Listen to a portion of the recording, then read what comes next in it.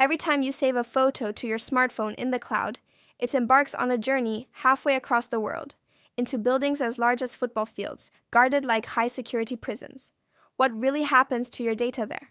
And how does the cloud actually work? Welcome to a journey behind the scenes of the cloud. Today you will understand how this invisible technology works, which makes our modern life possible in the first place. And I promise you, by the end of this video, you will see the cloud with completely different eyes. Let's start with the truth. The cloud is not a cloud. It doesn't float somewhere in the sky. It's not ethereal or magical. The cloud is very real and very physical. When you upload your photos to the cloud, when you stream Netflix, when you send an email via Gmail, all of this happens in massive data centers spread across the entire planet. Imagine a building as large as several football fields. Inside, thousands of servers stand lined up in endless rows. These servers are essentially powerful computers that never sleep. They run 24 hours a day, 7 days a week. They are protected by high-security systems, kept alive by cooling systems, and powered by gigantic amounts of electricity. That is the cloud. That is the physical reality behind the abstract term. But here's where it gets interesting. The true magic of the cloud lies not in these servers themselves, but in the way they are organized. And this is where a concept comes into play that changed everything: virtualization. Previously, IT worked like this. You had a computer on which a program ran, one server, one task. The problem, insanely inefficient. Most servers were only 10 or 20% utilized. The rest was wasted capacity, wasted energy, wasted money. Virtualization solves this problem ingeniously. Imagine you could split a single physical server into 10, 20, or even 100 virtual servers. Each of these virtual servers behaves like an independent computer, has its own operating system, its own programs, but in reality they all share the resources of a single physical server. That is virtualization, and that is why cloud computing works economically at all. Let me show you what that means. When you upload a file to the cloud, it is broken into small pieces, encrypted and distributed across multiple servers. Some parts are in Frankfurt, others in Amsterdam, and still others in Dublin. The system knows exactly where each part is located and can reassemble them in fractions of a second. Why all this effort? For 3 reasons: security, speed, and reliability. If a data center fails, your data is not lost. If you're in Berlin, the system loads it from the nearest data center, and if millions access it simultaneously, the system automatically distributes the load across hundreds of servers. But the cloud is more than just storage space, much more. Here comes a concept you need to understand: service models. The cloud essentially offers 3 different levels of services, and each has its own role. The first level is called infrastructure as a service. Imagine you are a company and you need servers, storage space, and network capacity. Previously, you would have had to buy all this hardware, set it up in your own data center, and maintain it yourself. With infrastructure as a service, you simply rent these resources over the internet. You only pay for what you actually use. Need more capacity? A few clicks, and you have it. Need less? Simply reduce it. This is flexibility at a level that was previously unthinkable. The second level is platform as a service. Here it gets even more abstract.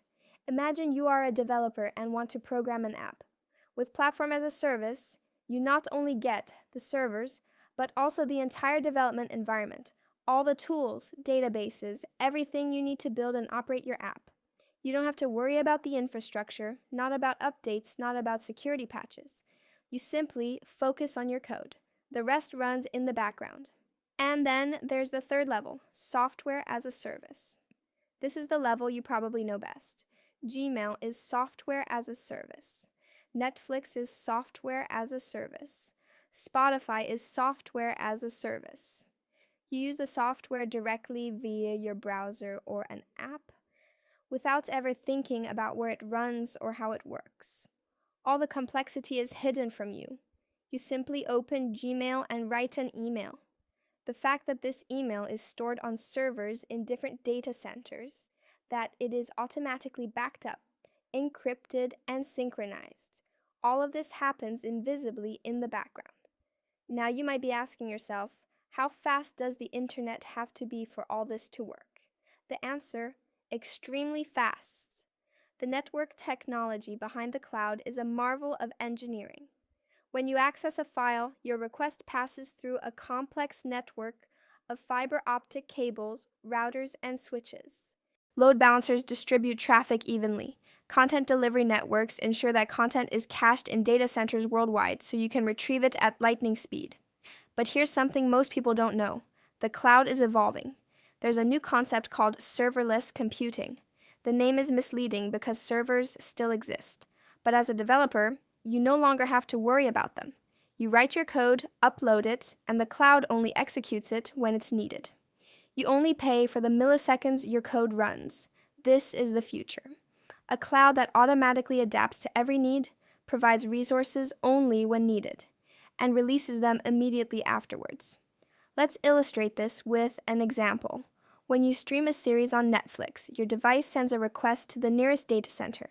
There, the series is distributed across hundreds of virtual servers. A load balancer decides in milliseconds which server processes your request. The stream is compressed, encrypted, and sent to you in real time via a content delivery network. If millions stream simultaneously, the system automatically scales up. All of this happens invisibly, automatically, in real time. That's the cloud. An entire ecosystem of hardware, software, networks, and intelligent algorithms. A system so complex that no single person can fully grasp it, yet so elegantly designed that it simply works for you. And here's the most important insight. The cloud is a fundamental shift in how we interact with technology. Previously, you had to own hardware to use computing power. Today, you rent it as needed. Previously, you had to install software. Today, you use it via the browser. Previously, your data was tied to one location. Today, it's everywhere and nowhere at the same time. This shift has changed our world. It has enabled small startups to reach millions of people without investing millions in infrastructure. It has made remote work possible and democratized access to computing power. And it is driving the next revolution, artificial intelligence. The massive AI models you use today would not exist without the cloud. But let me tell you something else important. There are 3 types of clouds: the public cloud, Amazon Web Services, Microsoft Azure, Google Cloud; the private cloud, exclusively for a company; and the hybrid cloud, a combination of both. And the cloud is not perfect. The energy consumption is enormous. Data centers worldwide consume about 2% of the total electricity. And if all your data is in the cloud of one provider, you are dependent on them. But despite these challenges, the cloud is indispensable. It is the foundation for everything we do on the internet today. So, let's summarize. The cloud is a global network of physical data centers with millions of servers. These are optimally utilized through virtualization. The cloud offers various service models, from pure infrastructure to development platforms to ready-made applications. It uses state-of-the-art network technologies to transport data at lightning speed. The cloud is the reason you can work from anywhere. It is the reason why a startup with 3 people can build an app that serves millions of users. It is the reason why you can store thousands of photos without having to worry about hard drives. And it is the reason why the AI revolution is even possible. Next time you upload a photo to the cloud, remember what really happens. Your request travels at the speed of light through fiber optic cables to one of the thousands of data centers on this planet. There, it is processed by intelligent systems that make decisions in milliseconds.